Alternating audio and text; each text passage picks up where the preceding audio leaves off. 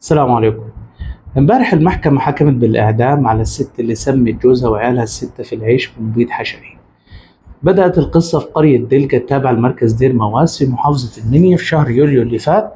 3 أطفال وصلوا المستشفى في حالة إعياء شديد وترجيع وسخونة وهبوط حاد بالجسم، والثلاثة ماتوا ورا بعض. بعدين مات أخوهم أحمد واتبقت رحمة وفرحة في مستشفى صدر المنيا تحت الملاحظة، لكن بعد صراع ونزاع دام 3 أيام ماتت رحمة، فنقلوا رحمة لمستشفى الإيمان العام بأسيوط لإجراء فحوصات وتحاليل غير متوفرة بالمنيا. تحسنت بشكل مبدئي لكنها في النهاية ماتت بعد توقف مفاجئ في عضلة القلب واضطراب حاد في ضرباته. اتقال إن البلد فيها وباء، بس يعني هي البلد كلها ما فيهاش غير الست إخوات دول. واتقال كمان إن ده التهاب سحائي، بس وزارة الصحة قالت إن ده مش أعراض الالتهاب السحائي.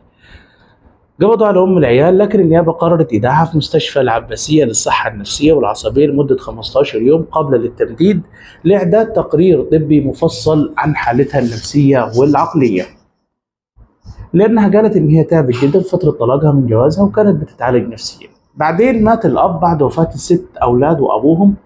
بعدين اتكشفت الحقيقة، الأب كان متجوز وخلف 6 أولاد، فجأة طلعت في دماغه إنه يتجوز تاني، فالأولى اعترضت فطلقها واتجوز، وبعدين المركب رجعت لمجاريها ورجع الأولى تاني.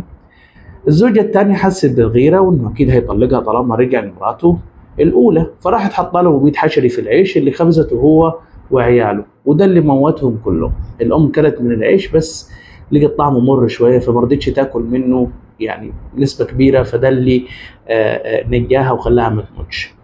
اللي أخر الكشف عن القضية إن الست القاتلة اللي حطت السم أصلا كانت حامل وفي شهرها الأخير، فالنيابة حطتها تحت الملاحظة لغاية ما تولد وولدت ابنها، وبعدين اعترفت بالجريمة.